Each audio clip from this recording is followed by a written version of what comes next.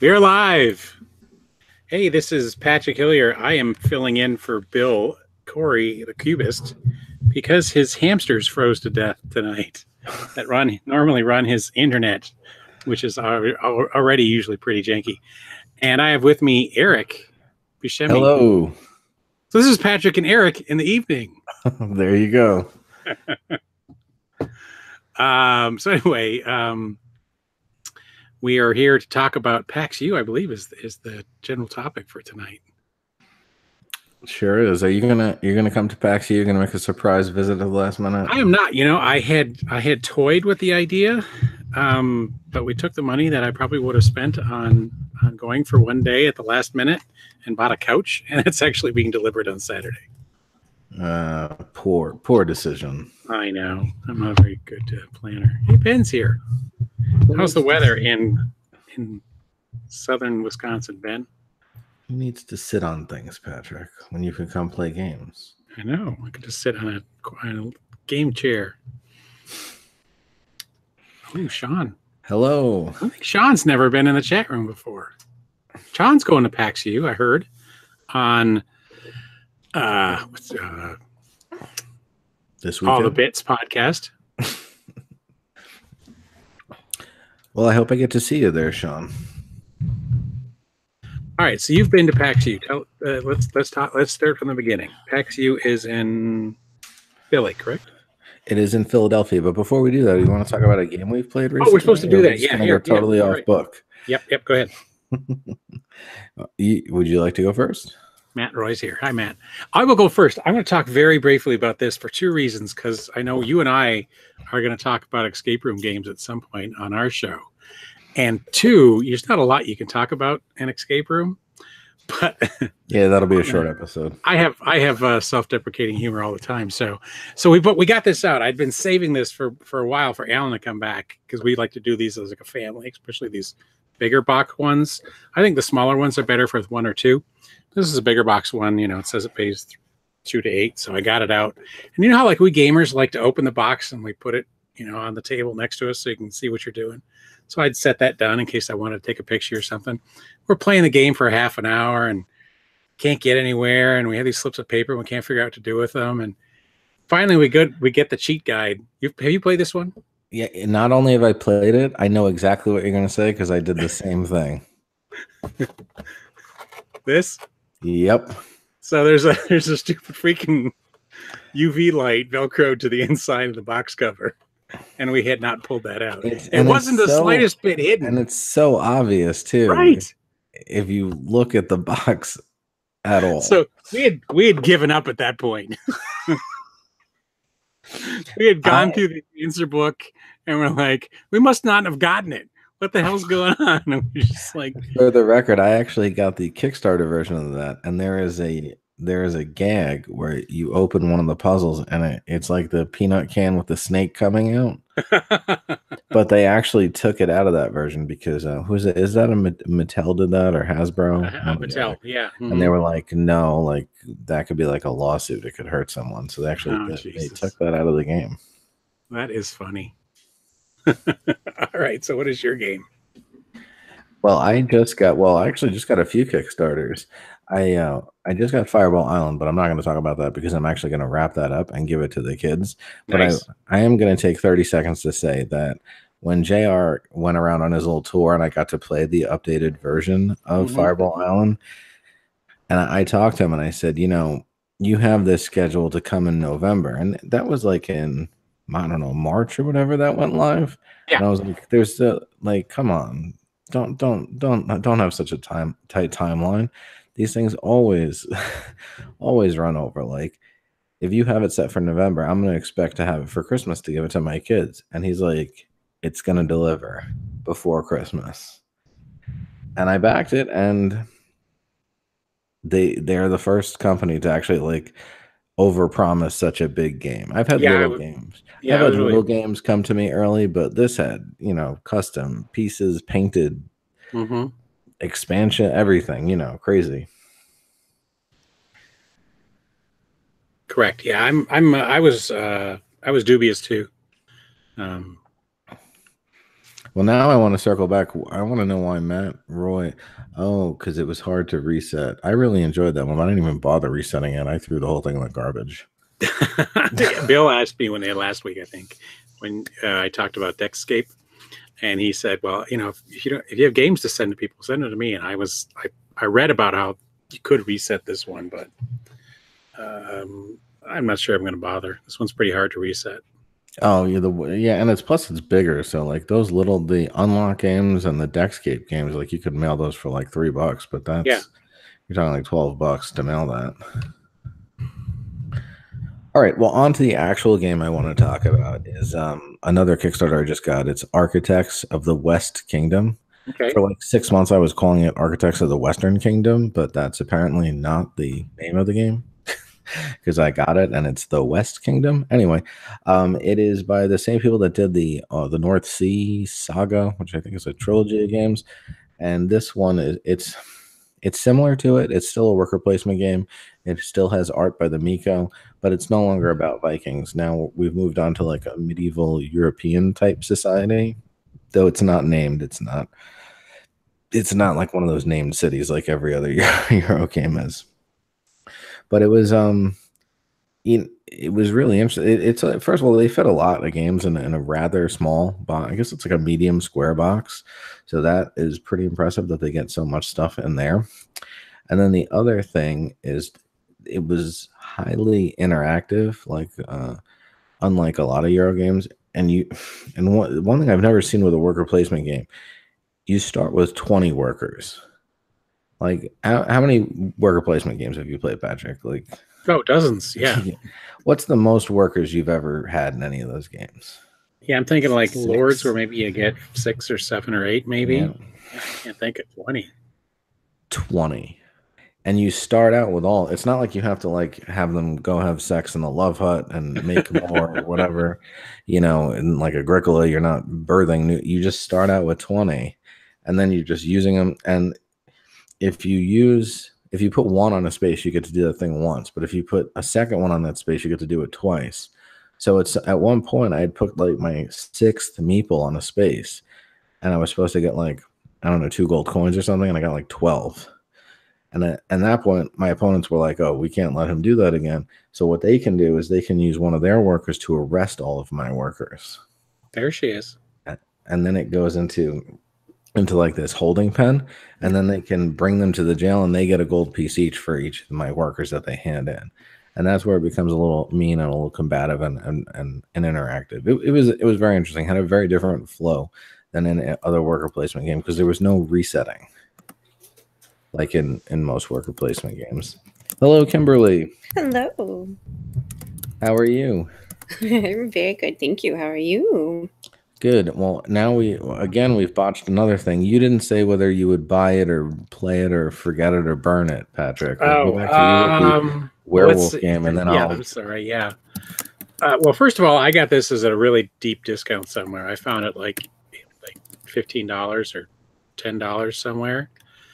And at that price, I would definitely buy it because it was fun for a one play, like with those one play games, you really just can burn it afterwards. And, it's okay. Right. We were pretty frustrated still, even with some of the puzzles and stuff. It was not the best of the escape room. So I believe Chad is saying that you have locked the camera on you. Oh, of course you have. No, I love that. Leave it on you. Leave it on you. You vain. I don't know how to. How do I do that? Except for I need to take my shirt unless off. you have the Pikachu shirt. Pikachu had a no shirt. Damn it. Oh, it's right here. It's always right here. Oh. Yeah, I think it's there's an arrow showing on your thing. I believe that's what it is. But that's what that means. But just leave it on you, Patrick. This is so much better for me.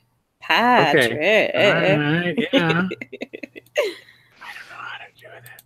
There I go. That's better. Oh, there we go. Hello, everyone. Hey, so Kimberly joined. Who's Kimberly? I don't know. I'm not familiar with that human. I would rate Architects of the West Kingdom definitely a play it. Now, we have done both in our games. What game would you like to talk about, Kimberly? Oh, sweet Jesus. I couldn't have come on. Just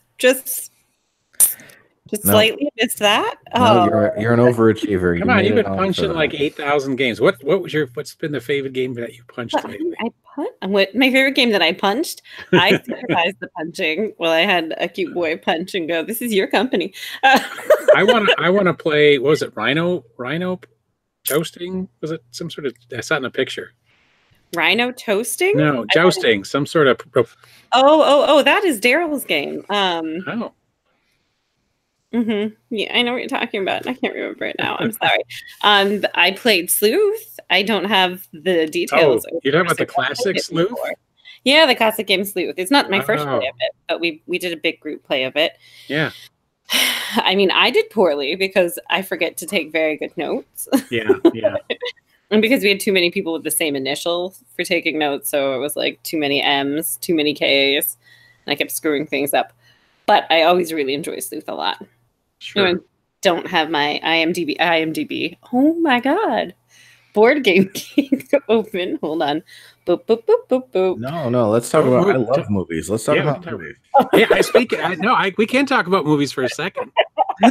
I saw a game night this weekend. That's kind of on topic. Oh, Have you seen that?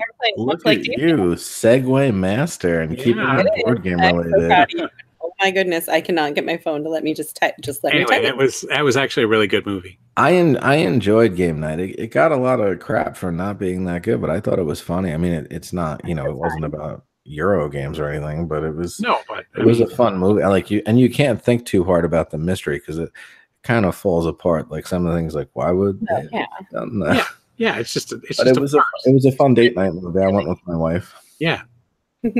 But I mean, the cop next door, that's my brother. I mean, he's a cop and he's just deadpan like that. And anyway, Okay. And our family is like super competitive like him too. Anyway, so Sleuth. I mean, it's Sid Saxon, which I knew. My brain is not braining. Yeah. Yay me. It's a deduction game, kids. I have it, I think, here somewhere. It's a classic deduction game. Let's see what year it came out. 60-something, I bet. 71. So old. It's so old, guys. Oh, so playtime is 30 to 45 minutes, 3 to 7 players. I think it took us closer to an hour, 6 people with the teach, and a lot of initial confusion, like letter initials confusion on everybody's cards. But you have a hand of cards, and they're the jewels that you know.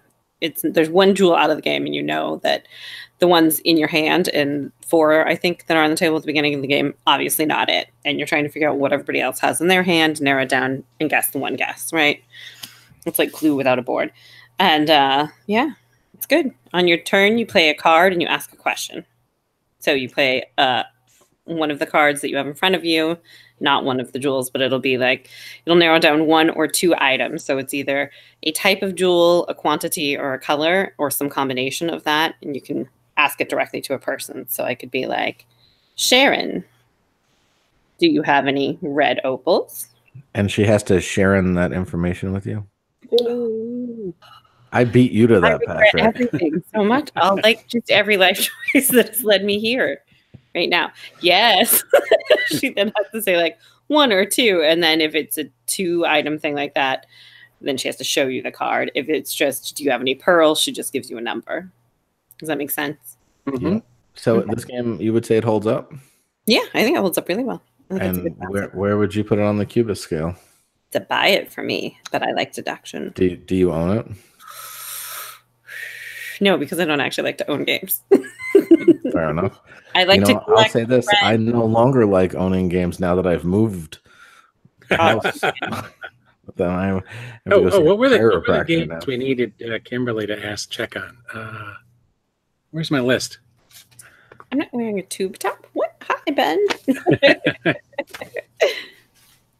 And I agree with Sean in the chat, who says that you're so pretty. Thank you, Patrick. We think you're so pretty. I thought he was talking about me. Oh, okay. Maybe you, but I think it was Patrick being all vain and just. All right. So now we're here to talk about PAXU. PAX Unplugged. You weren't there last year, right, Kimberly? And I'm gonna feel really bad if you were. No, I was Oh, thank God. Because I know I run into you at multiple conventions. I didn't think I saw you there, but so I guess I will.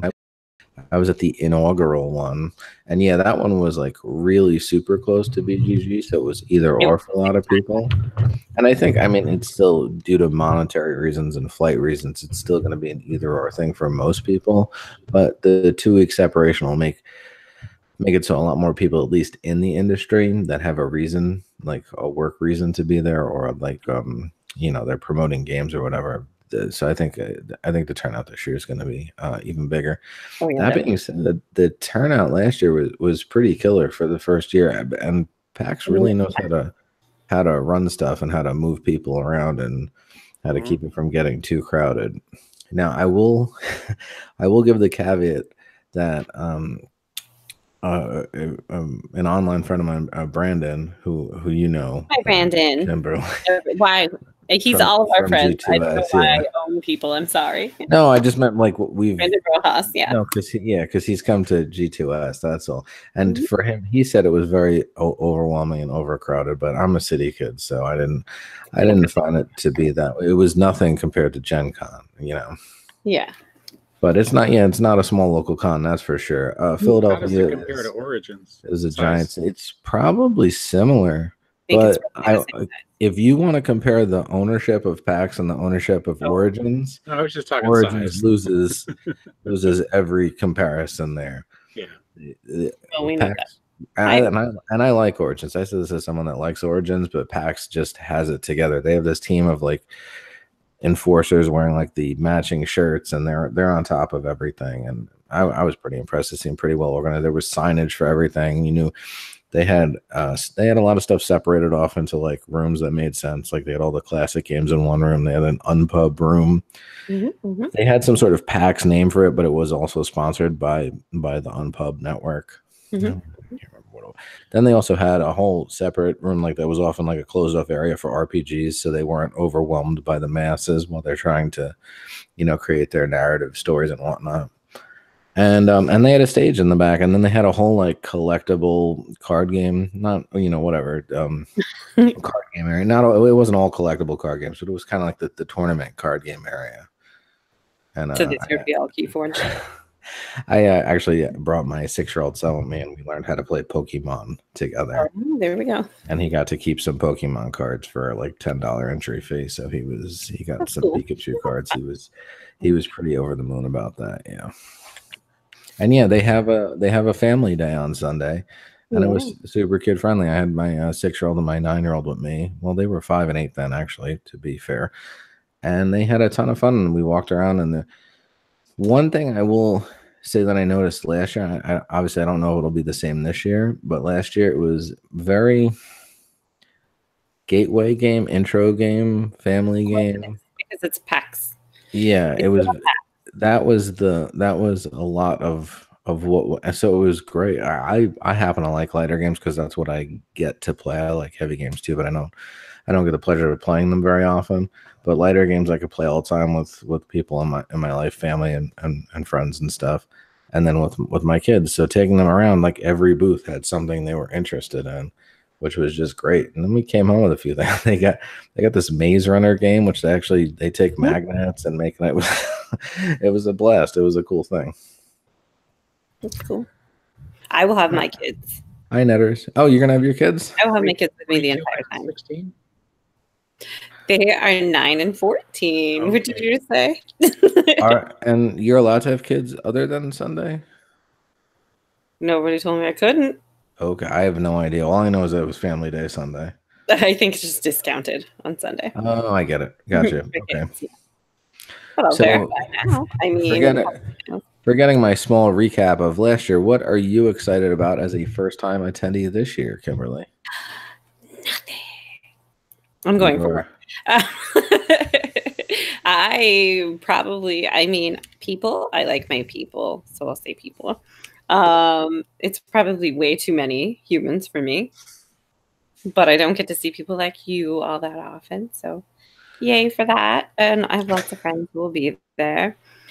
And I like my people, but other than that, I'll probably want to die. I imagine there's a lot of people. I mean, Philadelphia is a big city, but I didn't find the crowds to be overwhelming. They had such a huge open gaming area that there was always a table you could go for that, like an empty table. And, All right. Okay. I just want to interject. Ben's a little lost. Let's go back to the beginning. What is PAX? Who is PAX? Penny Arcade. Penny Arcade is a web comic started by two guys whose names I can't remember at all. Can you help me on that, Kimberly? Or do you know? Oh my gosh. Normally, yes, but no, not off the top of my head now. I do. We'll get back to you on their names, but regardless, it was originally a web comic. It was a very geeky web comic, and they were pretty big video game nerds.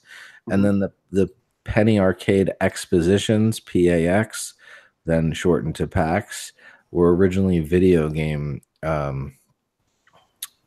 The word I'm looking for, expos, conventions, I mean, and there's one up in Boston, there's one out west, I believe in Seattle. Is it Seattle? Yeah, PAX Prime, or now it's called PAX West. It used to be called PAX Prime. And there's one in the south, I believe, in Texas, and I think there's one in like Australia as well. Mike and Jerry is what I am being texted and told are their names. I don't know if that's correct. And if he's lying to me and I just said that, I'll stab him.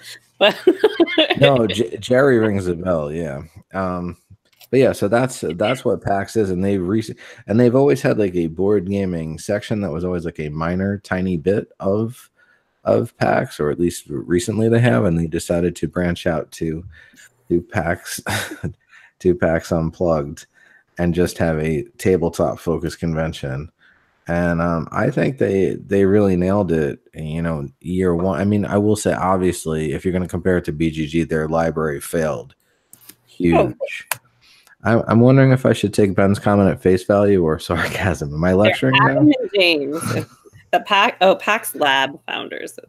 No, I'm going to stop looking. I don't like anybody anymore. I looked at the wrong thing. Everybody's so pretty. I'm gonna still look it up because that's how I am. Well, it's also, I think, also another thing to point out is oh, they are Mike and Jerry. Thank you, honey. I thought it was Ben and Jerry. Jerry Hulkins and Mike Krahulik. That's Patrick's job. People's names. Matt Morgan's influence. You know, he's been in the industry for years. Yes, and you know, he still talks about how much he likes BGG. He and I have played games together there before PAX, and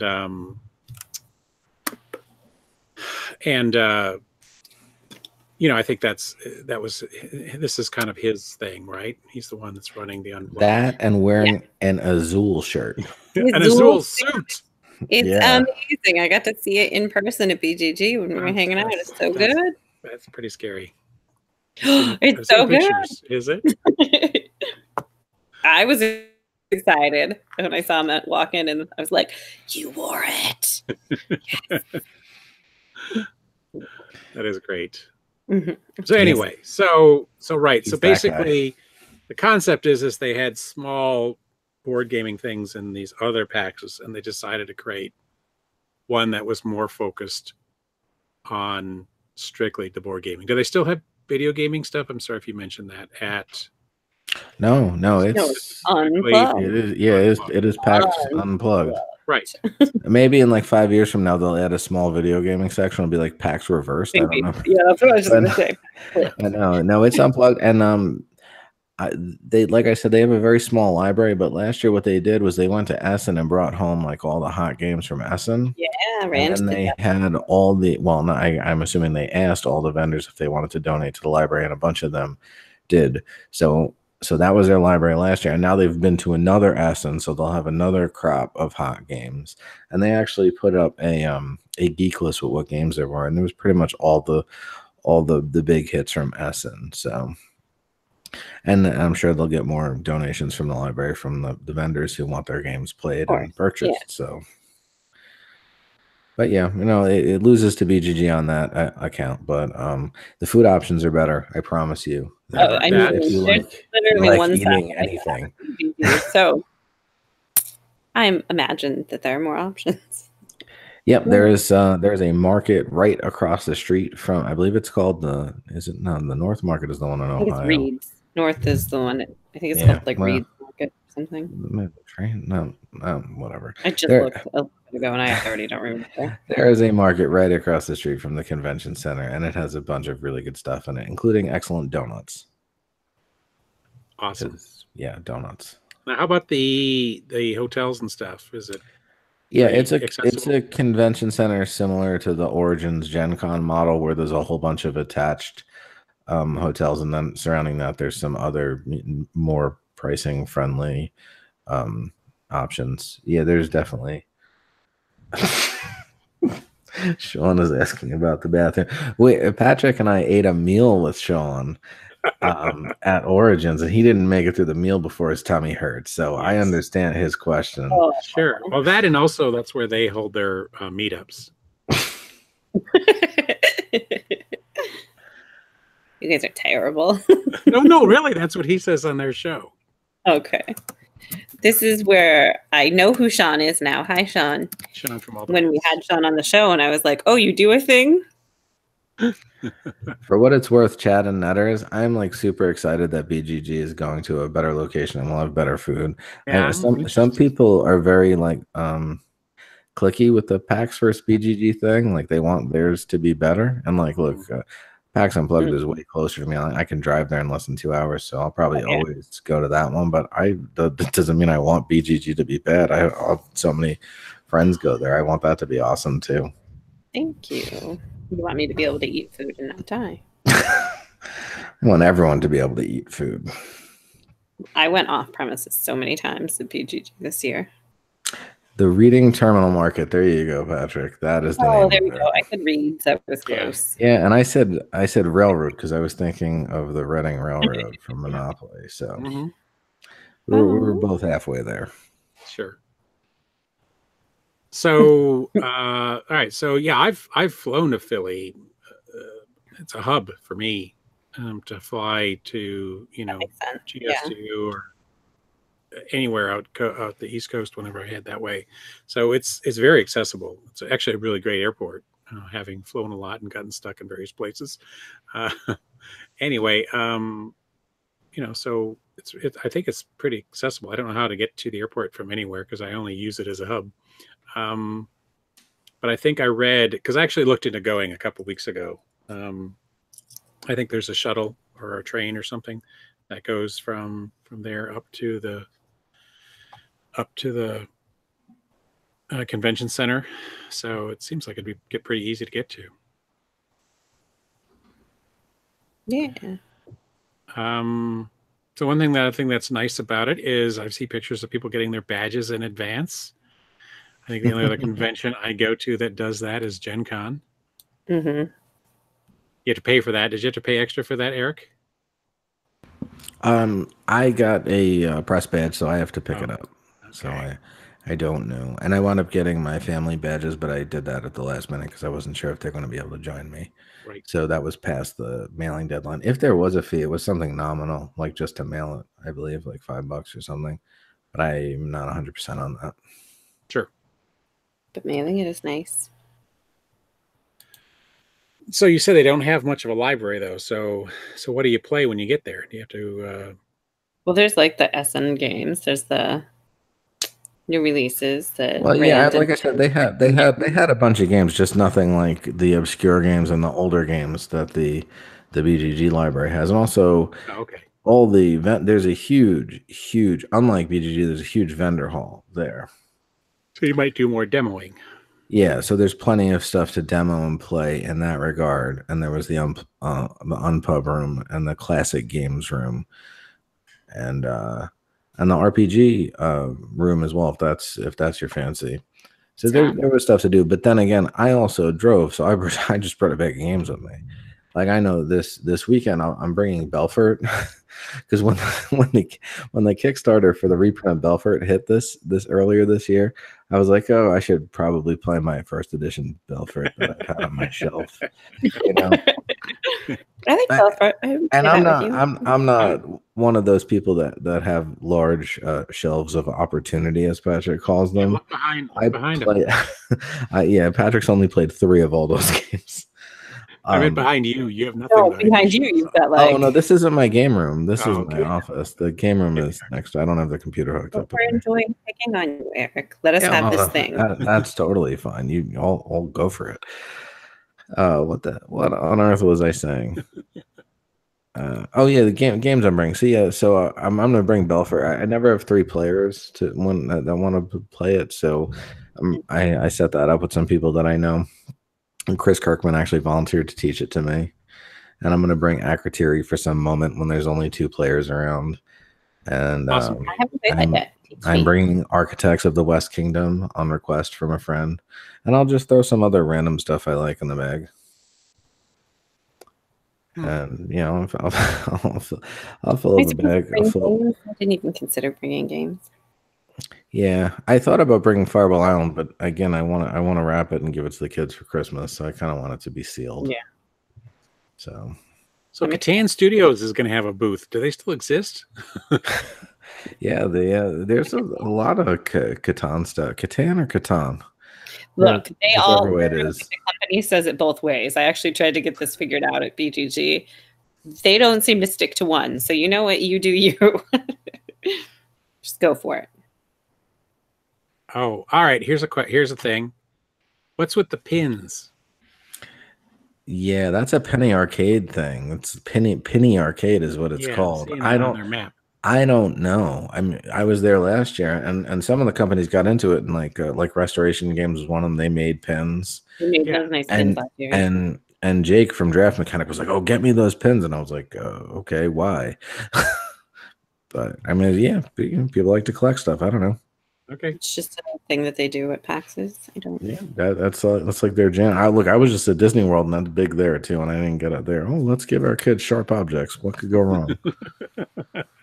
I see no potential issue with that. Now, a minute ago, someone was asking, well, probably like 5 minutes ago, I was asking how far the Rocky Stairs were. Yeah, Sean was asking how far the Rocky Stairs are. It's 1.5 miles from the Philadelphia Art Museum to the convention center. All right, I know what I'm going to do instead of actually being surrounded by hordes of people. Have you ever been to the Philadelphia Art Museum? It's pretty crowded. I have. I know. It's always super crowded. It's like everywhere in Philadelphia is pretty crowded. I like Philadelphia. It's part of the reason I agreed to go. No, Chad is saying that Gen Con did pins this year too. So now that PAX Unplugged has broached the pin thing, now it's going to catch on. Now we're all doomed to have to deal with collectors' pins for the rest of our time in this hobby. Apparently, no, probably it'll be it's Kickstarter. It's Kickstarter exclusives, right? Yeah.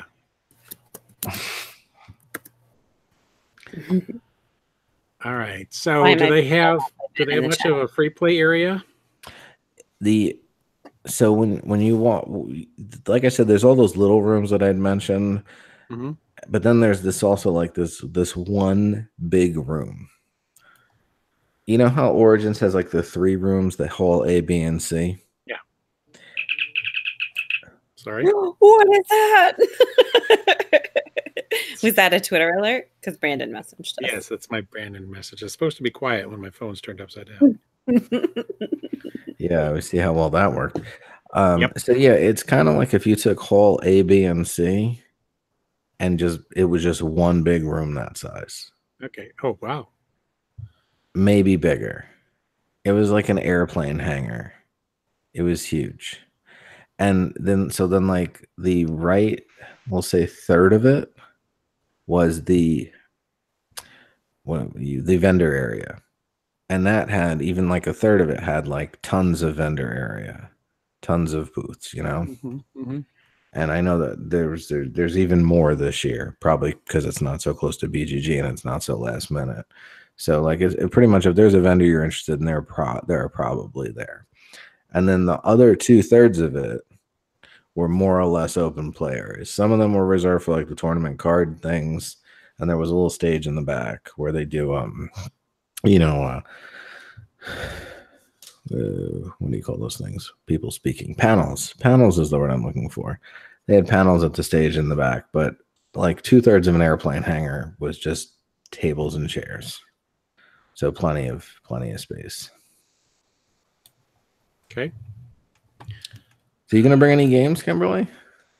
I'll have dice fishing. All right. Talk to me about dice fishing. Now I played that with. I don't have it yet. Oh, okay. Well, I played it with Sean. Oh, you did? Who's may still be in the chat. Yeah. Didn't And? go well. Did not go well. Oh, well, I'm picking it up. But Daniel likes it, so you know. Daniel loves it. I'm pretty sure it's a game I'll enjoy. It's one that I intended to grab at BGG. Okay, Andrew likes it too. Yeah. What the heck did I do wrong then? Was it because of Sean? I think it's Sean. I would blame Sean. He's Canadian, right? Canada. Yeah, there you go. Yeah, we're on the same wavelength. Yeah. It's good that we're equally terrible. Sean's gone though, so okay, we can talk about Canada. Well, no, I feel bad talking about him without him here. Oh, did this records? He can come back and watch. Oh, that's true. Hold on, make sure that we say sorry, Canadian. Sorry. Is that Canadian? I'm gonna burn it hell now. Andrew saying he played it at 4 a.m. Ben wants to know about dice fishing. Yeah, really I don't even remember. It's like a push your luck dice rolling game. I can't even talk about it. I can't remember, Ben. I don't know. I read a description of it and I meant to pick it up at BGG, but that requires leaving your spot, and so I'm buying it at PAX from a friend. Okay. You'll have to look it up because I just don't even remember. So there is some stuff that I'm excited about playing, and one of them I definitely want to mention is After the Empire, and this is a game that's going to be in the first look area, and it's coming out from Gray Fox Games next year, and it looks like a really big Euro city building type game. Okay. So I'm really excited to check that out. And they have a bunch of stuff in the first look area. They're going to have underwater cities. Yeah, in the first look area, and Treasure Island from Madigo.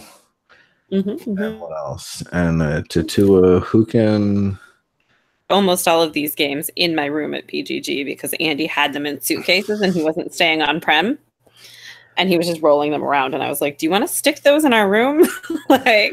And they're gonna have captains of the Gulf from Jason Dinger and Spielworks, and the River, the Raccoon Tycoon. The new Days of Wonder game, The River. Ragusa. Oh, and Blackout Hong Kong as well. The new Eggert Spiel game. Yeah. Yeah, I'm gonna get The River just because of the turkey meeples, I'm pretty sure.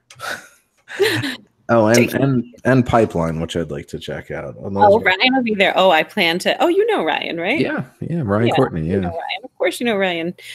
I'm gonna Long Island boy made good. Parents.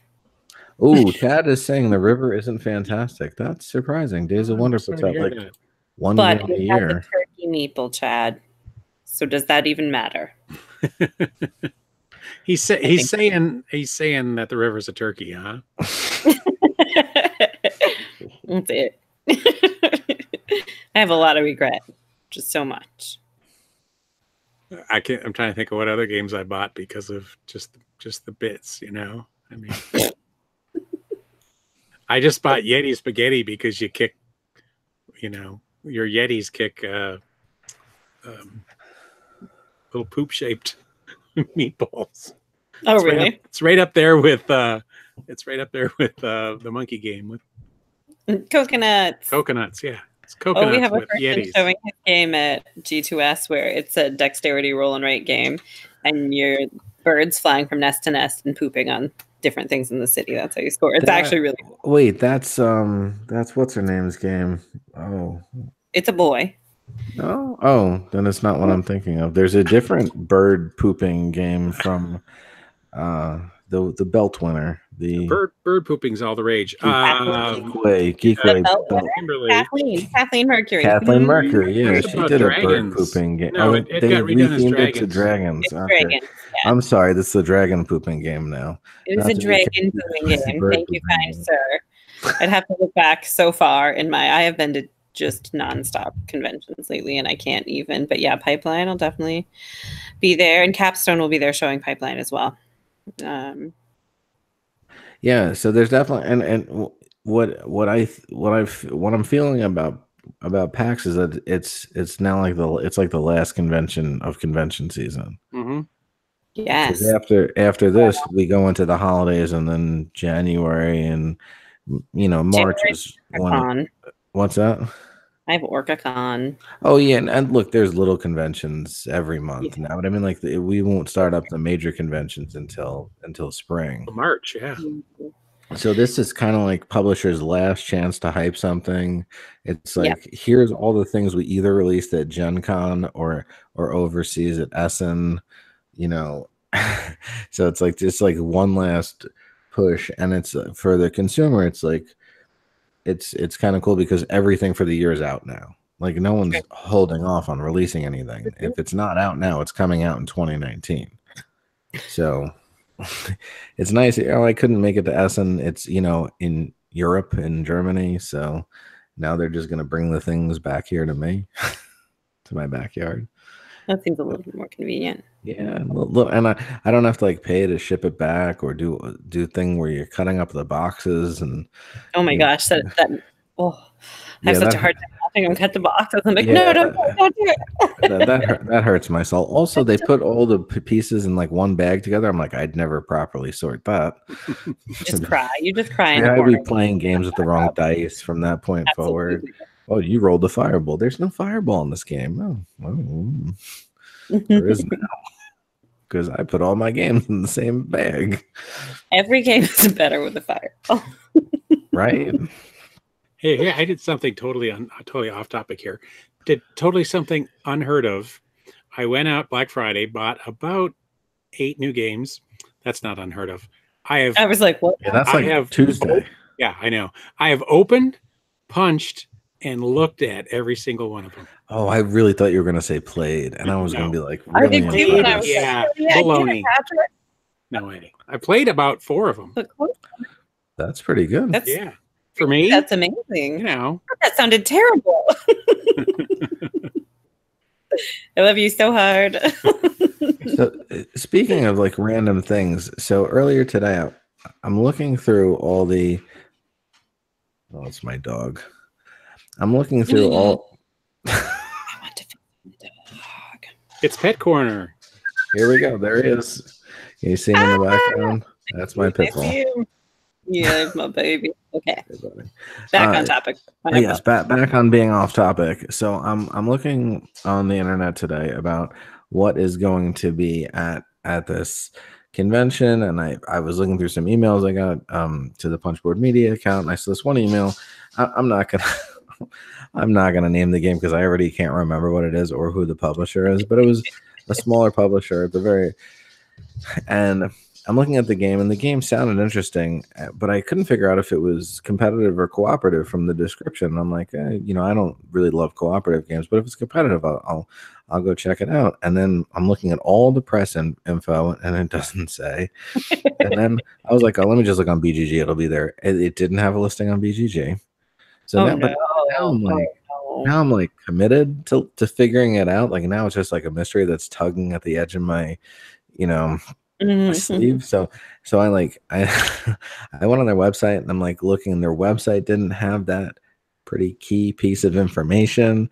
But then I saw the rule book. I'm like, okay, like this is gonna be like the first sentence of the rule book, right? Like a competitive game of, or a cooperative. No, page 26. Went through 26 pages of the rule book to literally to the win condition. So. And again, it was one of those things where like and it's competitive, but it was one of those things where like the description of the game made it seem like it could be cooperative, like you're trying to save a city, but apparently it's one of those like who can save the city by getting the most points or whatever.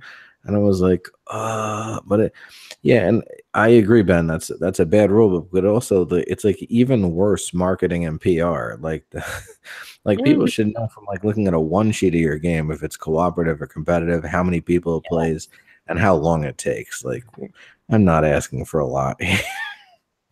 But I was just like, yeah, I agree with that too, Chad. Over 8 rules, yeah, over 8 pages of rules just means pass. A lot of rules.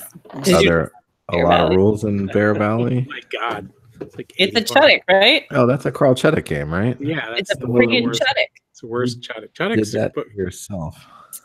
I that's horrible. mean, I like Glory to Rome, Even for the clip art.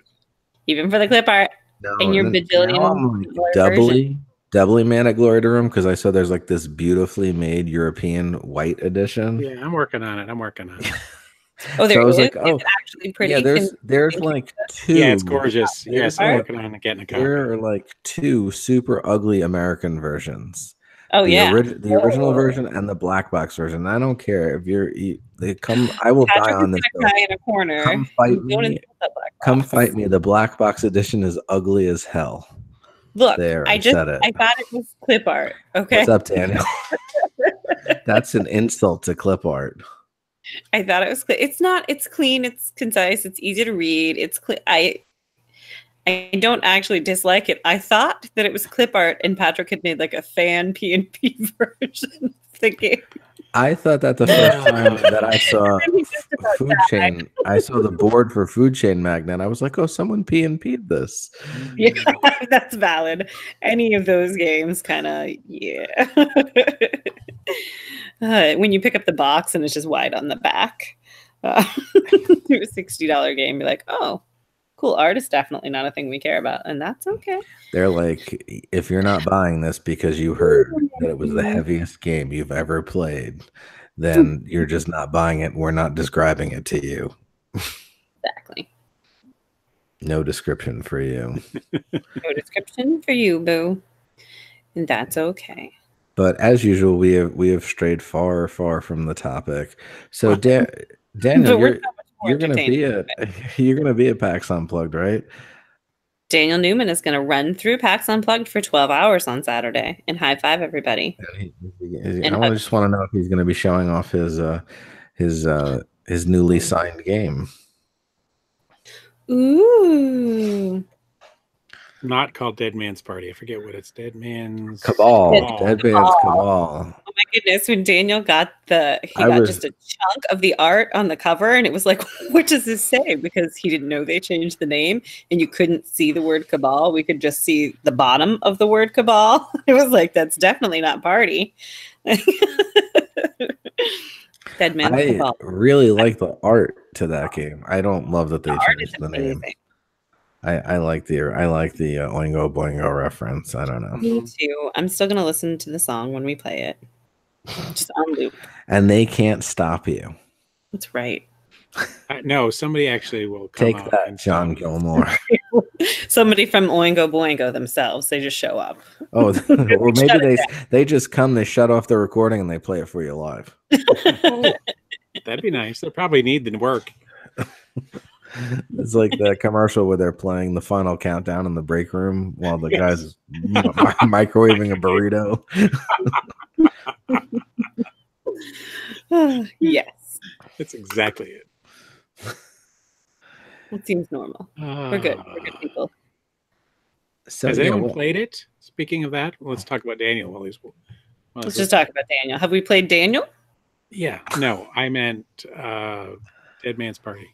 I have not. I've played his newer game, Astrolab, or I don't know if he's changed the name of that one yet. I've used. Never mind. Let's go ahead. Oh no! This is not After Dark, sir. No. Okay. That's always where the joke goes. I mean, anything with Patrick and I is already just inherently After Dark, my love. Sorry, Bill. Just kind of. We're not allowed to be on the same thing together if you don't want some level of, oh my God, the puppy's back. Yep. There he goes. All right. Anyways. All right. Yeah. So bring the plot wagon back to the story at hand. All right. So Daniel's going to PAXU and is he going to have his game? He won't have Dead Man's Party. Cabal. Sorry. He'll have Astro. Oh, I don't want to say it. I'm going to say it wrong. He's going to have his other prototype with him, and we're going to leave it at that. We're just So- gonna Yeah, so no, pretty, don't be sorry, Dan. but I'm gonna pronounce it wrong. Don't do it. Do So yeah, so Daniel's going to be there for Saturday. I will be there as of Friday morning through Sunday, but Sunday I'll probably leave rather early because I will be with my wife and kids. And Kimberly, do you know your plans for when you're getting and going and all that? know that. I was waiting to figure out when I needed to be at meetings to decide. I was trying to minimize there. I'll definitely be there all day Saturday. I guarantee nothing else. I'll be there. I don't know. Maybe Sunday now. Now I kind of want to meet your people. Shh. Yes, come meet my humans, especially I'll probably be here all 3 They're days. I'll amazing probably humans. just come in Thursday night and we'll let the children burn the place down together on Sunday. Hey, Josh popped in and said he's going to be there Friday night and all day Saturday and Sunday. And I know Nice. earlier Matt Roy said he would be there all 3 days. And who else do we know that's going? Now Patrick you have is too cool for us. He's you've not got the coming. website that has some of the other Punchboard Media people that are going to things. Did you know anyone else like? Yeah, I know Marty and Sarah from Open Seat Gaming are Marty and coming. Sarah will be there. I mean, Chris Kirkman will be there working, and so will Bruce Vogue. He'll be working over at the North Star booth. All right, Bruce will be there. I forgot about And that. I know Isaac Shalev will be there. He'll probably yeah. be demoing one of his games if I had to guess. I haven't confirmed that with him. And I know Chris Renshaw said he was coming for the day on Saturday. I'm literally scrolling through our Punchboard Slack currently. Oh, and Geeky Gamer Guy is coming. I think he's going to be there the whole weekend as well. Yeah. Yes. And Draft mechanic, yeah. And my family is me, my wife, and my 2 kids. Ben. Jake is going, I think. Oh, Jake Bach. Yeah, he'll be working in the Gray Fox booth. Mm-hmm. Gray Fox. Yeah, he said he's going to teach me City of Gears. City of Gears, which is their latest release, which is actually an older game that's being republished. No, it's not. No, it had previously been signed multiple times, but I think it never made it to the finish line before. Oh, really? I thought it already had been. Oh, then I could be definitely Derek mistaken. There from Danny and Derek Rand, Christian Kang, yeah. So many. There will be lots of people. Suze will be Christian's there. going to be in the workout room. I used the gym at BGG every day. Some of us do that. Hey, I had a gym and I used it to hang my clothes on. Hey, I mean, Rodney was in the gym one morning. My friend Dan. People did it, yo. Oh, yeah, Daryl. Yeah, there's lots of people. There will be thousands, literally thousands of people at PAX Unplugged. Yeah, I feel like there was like 15 to 20,000 there last year, and that was the first year when it was close to BGG. I think it was like 14,000 last year. I think they're expecting 18 this year, something like that. There from Button Shy Games will be there. Oh, I love Button Shy, and I love organizers will be there. All 3 of us. I love all the people that make the little Button Shy games. Don't let Daniel. Oh yeah, don't listen to me, Daniel. I'm not talking about you. Except for that one. No, I just love that they formed like such an interesting and cool and close knit like sub community in the community, and I just think that's like super neat. And they're just so easily accessible and easily portable. Yeah, yeah. This is just basically the Daniel Newman show. Right, so we can go back to the type of games that sell and play and get played at PAX, because I think that's a defining difference between PAX Unplugged and other board game conventions. It is definitely more gateway and more small, easy to teach, easy to learn, because a lot of these people are PAX people more so than board game people.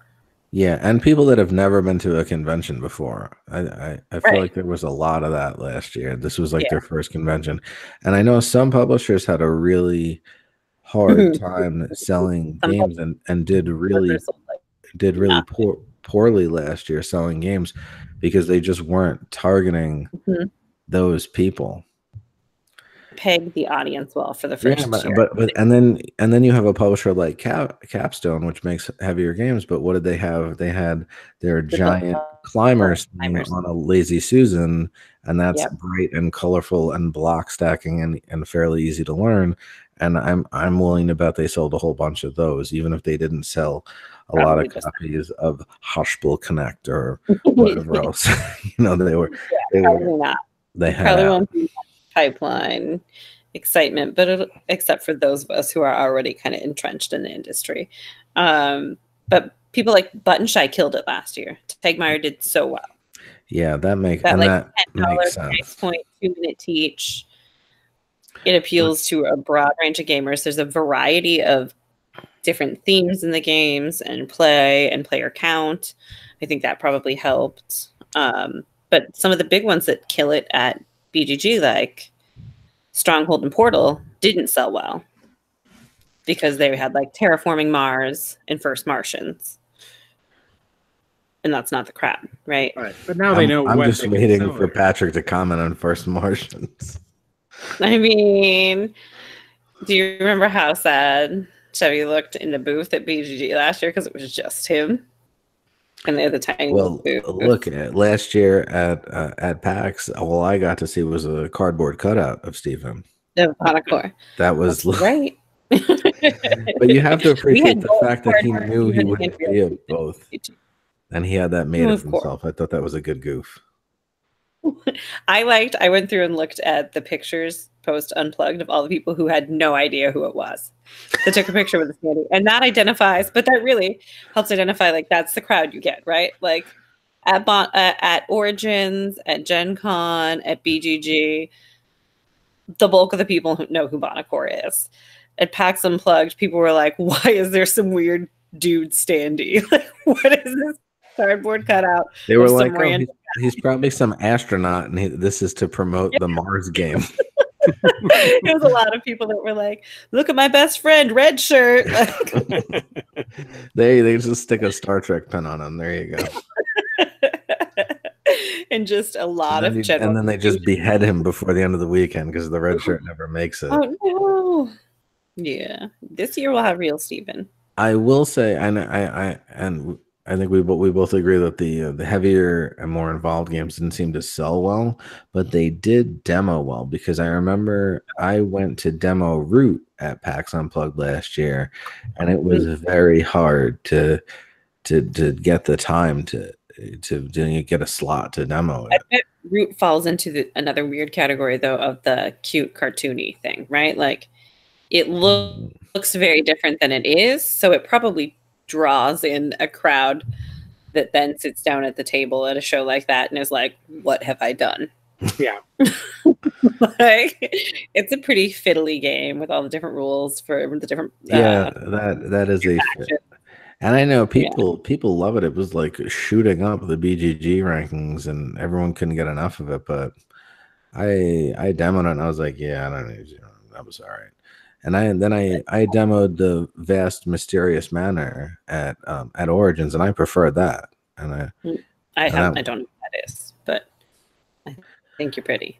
I did not teach either of those games, Ben. I was being taught those games, but let me tell you, I learned my role in each game fairly quickly, but the teacher did have to teach like 4 or 5 roles in each game, and I do not envy whoever has to be the teacher of that game. That's a game that you need to learn and to continue to play it with to really explore it, I think. Right. Yeah. Root's the same way. Otherwise, it's such a heavy threshold to be able to play it. Like that threshold to introduction is just really pretty high if you're continually teaching it. Yeah, you can reverse Root and Vast, Daniel, and I totally agree with you. Like I prefer Vast to Root, but I wouldn't need to buy or play either of them again. I think Root was a little more accessible as far as learning and teaching. I didn't play the original Vast. I just want to clarify that. I played the Mysterious Manor. Oh, okay. I think they may have streamlined that version of it for that reason. They took all the feedback they got from the original. I think they may have done some streamlining of it. That's what I've been led to believe, but I like I said, I haven't played the original. Makes sense.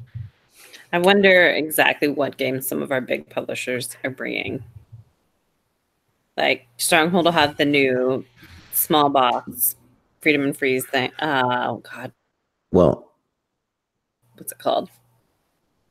You mean the fleet and all those? Yeah, right. Yeah, that new one that'll go well. But like, I mean, obviously he'll have colonies, and the people who are more entrenched in the hobby will be interested, but other people probably not so much. I can tell you what a bunch of the booths are promoting because I've been getting emails through you've been getting the emails. Yeah, account. Yeah. So I'll just list them off in the order that I got the emails. Sure. So Inside Up Games, the maker of Summit, they're promoting the trick-taking game Gorus Maximus. North Stars they're promoting Quacks of Quedlinburg. Yeah. And they also have North Star Digital there promoting the new Evolution app. Obscure Reference Games is promoting Overlords of Infamy and the expansion to that game. Zephyr Workshops promoting Aegis Combining Robots. Third World Studios is Aegis, I think. The Stuff of Legend game based on a graphic novel. Breaking Games is promoting Cantankerous Cats and Top That Toast and Mix Game. Oh, I think they sell that stuff at Target. I think that memory is serving me. Rock Manor Games is promoting Alder Quest and Set a Watch. Excuse me. Cosmos will be there promoting Drop It, Ubongo Fun Size, Dimension, Ingenious, and the Imhotep, a new dynasty. I'm not sure if that's an expansion or a standalone. It's a dynasty. It's an expansion. It's an expansion. Okay. Mm-hmm. Well, a lot of the times they do this when they make a 2-player version, and you can't tell if it's one or the other. Lynn Vander Studios is promoting Evil Dead 2, Army of Darkness, Cowboy Bebop. Oh, I actually have a meeting with this company to try the Cowboy Bebop game because I'm a huge fan of that IP. Good night, Ben. Good night, Ben. Brain Games is promoting Pyramid of Penguin and Ice Cool 2. Japanime Games. Japanime Games is promoting Tanto Cuore. Games and they go, oh. Well, yeah, here's what they're promoting: Tanto Cuore Winter Romance and Tanto Cuore Doki Doki Beach Volleyball Duel. Oh God. Yeah. And I also got emails from AEG and Yellow, but they didn't say what specifically they're promoting. They were just noting that they're going to be there. Well, I think the thing for a fair amount of the larger publishers is they don't necessarily have all of their Essen release stuff yet. Yeah, I know one or two of those companies mentioned in their emails that they were like, we're air shipping stuff from China, just to have some of it. So that if they do have Essen stuff, a lot of them are probably going to be pretty limited. That's exactly, yeah. I think that they're not going to be at the capacity that they would have liked to have been at. And yes, Daniel, Tanto Cuore was originally a game with Asian cartoon drawn maids, and apparently they've now branched out to Asian cartoon drawn beach volleyball characters. Okay, they earned the side. We saw a game. It wasn't like that, but it was awful in that category. When we were out on Black Friday, Cindy came along with me and Alan, and she was just like so totally offended by it. I mean, normally it's like I just got to look at it and shake my head, but she's like, "What the hell is this? Why does this game exist?" I mean, she was just like, and like the panty grabbing game. No, this was something more religious. It was like I can't remember what it was called. It was just awful. It was just really awful. And it was like on the discount table. I'm like, there was 20 copies of it. Like, that's why there's 20 copies of this on the discount table. On the discount table. It's horrible. Exactly. And no one wants to buy it. Well, people won't buy it in a store. They might buy it online. Yeah, you're right. That's true. But yeah, that's a little taste of some of the publishers and what they're specifically promoting. I know a number of those were smaller publishers, but you know, good on them getting the word out on their games. Dudes. Psh. Yeah, it's true. The Dudes was like totally sold out at Target. Oh, the North Star game? Yeah. Yeah. I imagine that's one that North Star will be pushing. And Dude. I think that's right. I think that's perfect for like the PAX crowd. And I think that R&R will have like Hearts of Attraction and The Table is Lava if they get that in time. And I think Bonacore plans to have the little Freedom and Freeze one and Colonies. And someone was telling me about a game either from Essen or BGG. I think it was called like Just One. And it's apparently like a reverse Codenames. Oh yeah, I just picked that up. That was one of the games. I don't know who's the publisher, because if they're at PAX, I want to try this game now because I've heard it's like a good light party style kind of game. I can't remember. Where's Chad? Chad's what good are you? Chad, who publishes Just One? Repos. Thank you, Chad. There we go. See? Yeah. See? Yeah. When you ask, you get answers. Thank you, Chad. There you got it covered, Daniel. Just One, Daniel. We let him Bill talked about it last week briefly. Yeah, I'm hoping to play that one at PAX. I'm also hoping to play this new Azul game just because I kind of want to see like why it exists. It's completely different. I mean, it's different enough. You know, it's the same in that you've got the little circles with 4 tiles on them, but other than that, it's completely different. You put in the tiles on different things. Are the pieces in this game edible? Yeah, but they look like Hall's cough drops. They look like Hall's cough drops. That's so true. They do. Yeah. Yeah, they go on these strips that are stained glass windows, you know, that are similar, that you're trying to fill up these strips of windows. And then you have a little guy, this glazer that moves across the top, and you're moving him horizontally across the board. So you can only fill up the window that he's on. And you can move him to the right to try to fill up a different window, but then there's this reset, like a typewriter action, where you get him to move back to the other side, but you have to pass to do that. Anyway, it's just different. It's not good or better or worse. I don't know. I haven't played it. I only played it the one time. Being able to pass probably comes in handy, because sometimes in the original Azul, you get stuck taking like 8 tiles you don't want and get all those negative points. Right, but you have to take tiles if you can, I think is the rule. Oh. You can't just pass to not take a big buttload of tiles that you don't want. Anyway, it's after 11, so we should probably wrap things up. We should. Oh, guess what? We're all on Punchboard Media, right? Right. Yeah. We're partners of Punchboard Media. Where we all bring something to the table. Oh God, we are like the acting school rejects. Yeah, we are. All right, so if people want to get in hold of you guys to meet up with you at PAXU, Eric, how would they do that? Yeah, seriously, find me at PAXU. Come play some games with me. He looks like that. How would they get ahead of you in advance? Just one. Oh, I'm on Twitter at Eric Buscemi, EricBuscemi. You could definitely find me there. All right. And you in the middle? Am I in the middle? That's not a thing that is the same. On my picture, you're in the middle. Kimberly Sandwich. I am Kimberly Revia. And you can follow me on Twitter at KJ Revia. But your account's locked. I need to lock my account. No, it's not locked. Oh, it's not locked anymore? You sweet. No, I unlocked it so that I could be efficiently stalked at BGG and avoided by people. Awesome. And I'll keep it unlocked through PAX. So why are you going to lock your account, Patrick? Because I keep getting all these girl robots, and that's you know what? Clearly, they're not real people. I wish I was getting girl robots. You know what? I keep getting entrepreneurs. Oh, okay. I had no idea how many entrepreneurs were fans of board games until I joined Twitter. Like 3 dudes a day, like self-made entrepreneur, social media expert. Wow. Yeah, I don't think so. I just get a lot of white men. There's just so many white dudes. All the entrepreneurs are white dudes. Yeah, that's true. So are both of your co-hosts right now. Yeah. I know. That's why I said And not entrepreneurs though. No. I thought I was funny. Well, if you want to get a hold of me on my unlocked Twitter account, I'm at Over the Hill here.